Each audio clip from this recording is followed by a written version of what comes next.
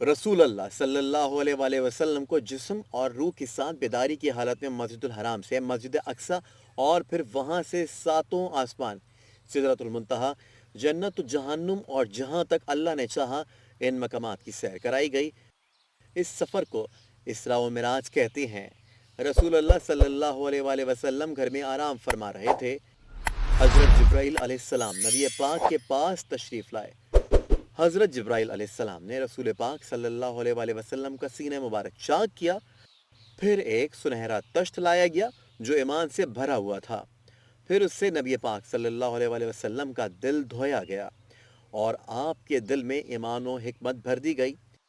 پھر ایک چوپایا لایا گیا جو خچر سے چھوٹا اور گدے سے بڑا تھا۔ وہ چوپایا بالکل سفید تھا اور اس کا نام براق تھا۔ اس کی رفتار کا اندازہ اس بات سے لگایا جا سکتا ہے کہ اس کا ہر قدم اس کی حد نگاہ تک پڑتا تھا۔ پھر نبی پاک صلی اللہ علیہ وآلہ وسلم کو اس پر سوار کیا گیا۔ جبریل امین بھی رسول اللہ کے ساتھ رہے۔ آپ صلی اللہ علیہ وآلہ وسلم کے سفر معراج کا پہلا حصہ زمینی سفر پر مشتمل ہے، یعنی پہلے آپ مکہ مکرمہ سے مسجد اقصی پہنچے۔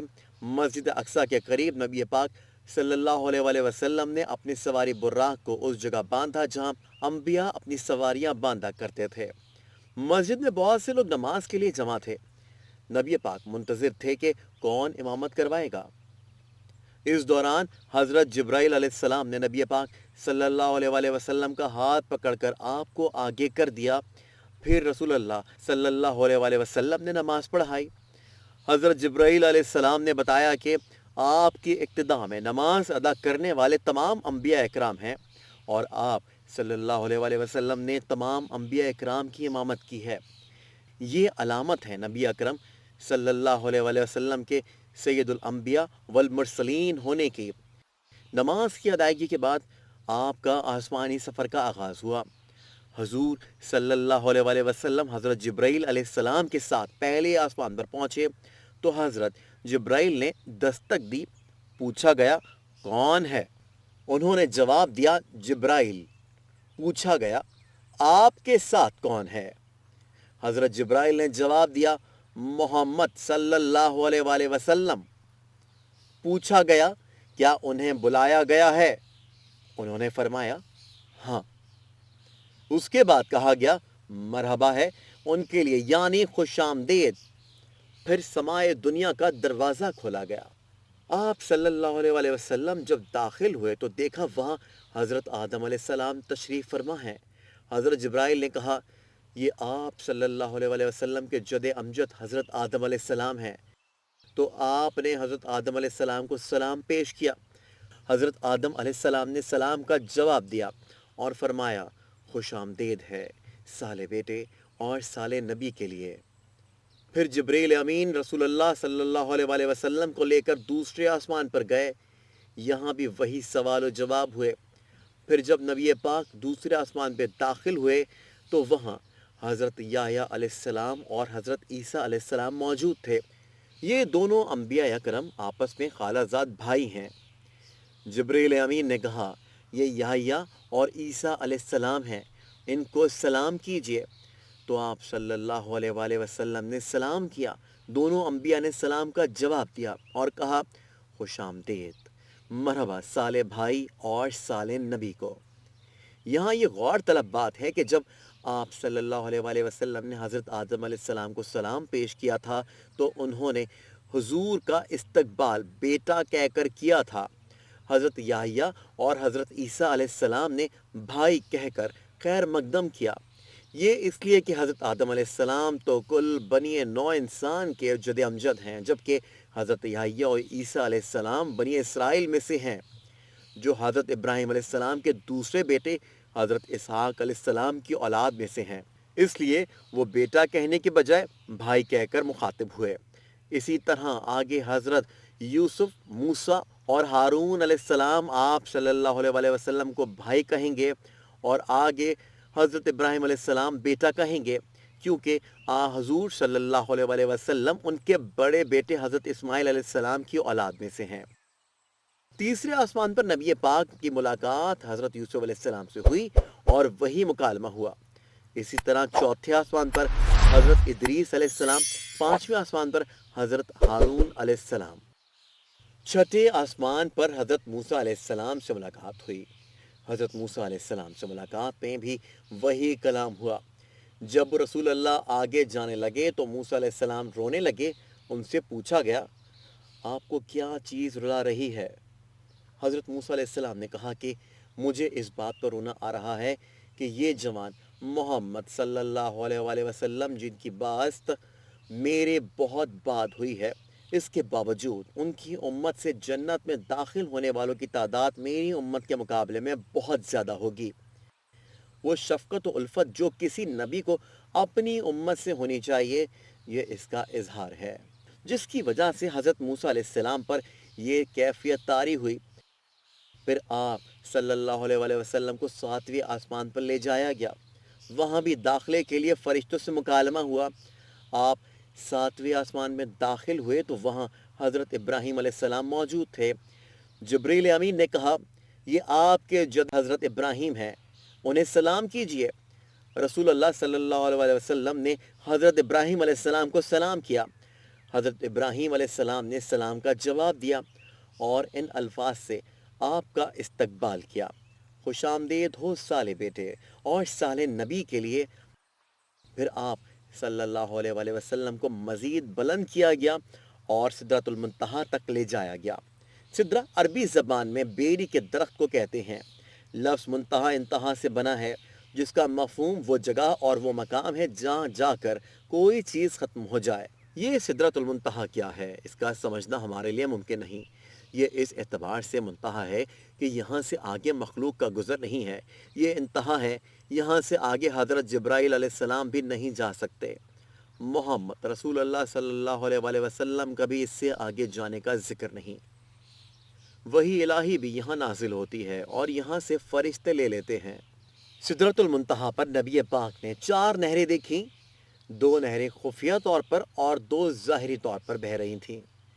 रसूल अल्लाह सल्लल्लाहु अलैहि वसल्लम ने जिब्रील अमीन से पूछा, ये क्या है?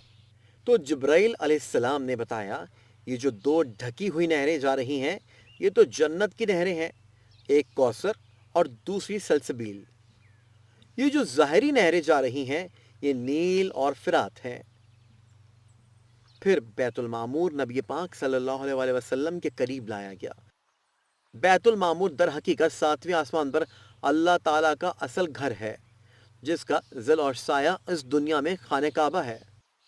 जिब्राइल अलैहिस्सलाम ने बैतुल मामूर के बारे में बताया कि इसमें रोज़ाना 70,000 फरिश्ते नमाज पढ़ते हैं और जब एक बार इससे निकलते हैं तो दोबारा इनके दाखिले की नौबत नहीं आती। इसी तरीके से फरिश्ते बैतुल हराम में खाने काबा का भी तवाफ़ करते हैं।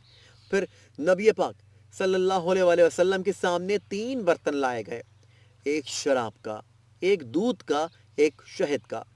तो आप सल्लल्लाहु अलैहि वसल्लम ने दूध वाला प्याला उठा लिया। हज़रत जिब्राइल ने कहा, यही मुताबिक फितरत है जिस पर आप सल्लल्लाहु अलैहि वसल्लम भी हैं और आपकी उम्मत भी, यानी उन्होंने नबी अकरम के इंतखाब की तौसीक की। फिर आपको 3 चीज़ों का तोहफ़ा दिया गया, नमाज, सूरह बकरा की आखिरी 2 आयत। आप सल्लल्लाहु अलैहि वसल्लम की उम्मत में से हर इस शख्स के कबीरा गुनाह भी माफ़ कर दिए गए जिसने अल्लाह के साथ शिरक ना किया हो। अल्लाह रब्बुल इज़्ज़त ने रसूल करीम सल्लल्लाहु अलैहि वसल्लम पर आपकी उम्मत पर 50 नमाज़ें फ़र्ज़ की। नबी अकरम जब वापसी के लिए आए और हज़रत मूसा अलैहिस्सलाम से मुलाकात हुई, हज़रत मूसा अलैहिस्सलाम ने फरमाया, ये 50 नमाज़ें बहुत ज़्यादा हैं, मुझे लोगों का तजुर्बा है, आपकी उम्मत इसका तहाम्मुल ना कर सकेगी। वापस जाइए और तखफीफ के लिए दरख्वास्त कीजिए। हुजूर सल्लल्लाहु अलैहि वसल्लम वापस गए तो 10 नमाज़ें माफ़ हो गईं, 40 रह गईं। फिर आप हज़रत मूसा अलैहिस्सलाम के पास आए तो उन्होंने आप सल्लल्लाहु अलैहि वसल्लम से फिर वही बात कही और आपको वापस भेजा। फिर गए तो 30 हो गईं। इसी तरह हज़रत मूसा अलैहिस्सलाम के भेजने पर फिर गए तो 20 हो गईं।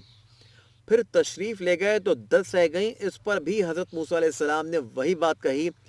आप सल्लल्लाहु अलैहि वसल्लम फिर गए तो अब 5 रह गईं।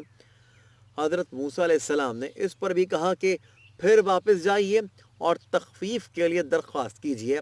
5 نمازیں بھی آپ صلی اللہ علیہ وسلم کی امت کے لیے بھاری ہوں گی، لیکن حضور نے فرمایا کہ اب مجھے شرم آتی ہے، اتنی مرتبہ جا چکا ہوں کہ اب مزید جانے میں حیا محسوس کر رہا ہوں، لہٰذا میں اسی پر راضی ہوں اور اس معاملے کو اللہ کے سپرد کرتا ہوں۔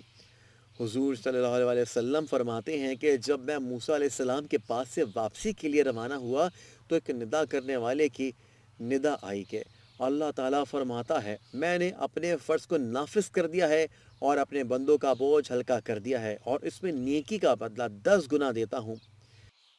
پھر آپ صلی اللہ علیہ وسلم کو جنت میں لایا گیا اور آپ نے جنت کی سیر فرمائی اور اس میں وہ نعمتیں دیکھی جو اللہ عز و جل نے اپنے نیک بندوں کے لیے تیار کر رکھی ہیں، جنہیں کسی آنکھ نے دیکھا، نہ کسی کان نے سنا اور نہ کسی انسان کے دل میں اس کا خیال گزرا۔ جنت کی سیر کے بعد آپ صلی اللہ علیہ وسلم کو جہنم کا معائنہ کرایا گیا۔ وہ اس طرح کہ آپ جنت میں ہی موجود تھے اور جہنم پر سے پردہ ہٹا دیا گیا، جس سے آپ صلی اللہ علیہ وسلم نے اسے ملاحظہ فرما لیا۔ پھر حضور واپس مسجد اقصی تشریف لائے اور وہاں سے براق پر مکہ مکرمہ پہنچے۔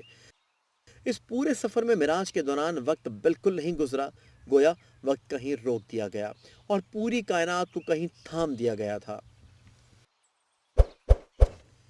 حتمی طور پر یہ بات طے نہیں ہے کہ معراج کس مہینے اور کس شب میں پیش آئی، اس حوالے سے مختلف اقوال منقول ہیں۔ اپنی طرف سے یقینی طور پر متعین کر کے کسی رات کو شب معراج قرار دینا درست نہیں ہے، البتہ مشہور یہ ہے کہ رجب کی 27ویں رات شب معراج ہے۔ تاہم اس شب میں خصوصیت سے کوئی الگ نماز یا عبادت کسی صحیح حدیث سے ثابت نہیں اور خصوصیت کے ساتھ اس رات میں عبادت کا اہتمام کرنا اور لوگوں کو ترغیب دینا درست نہیں۔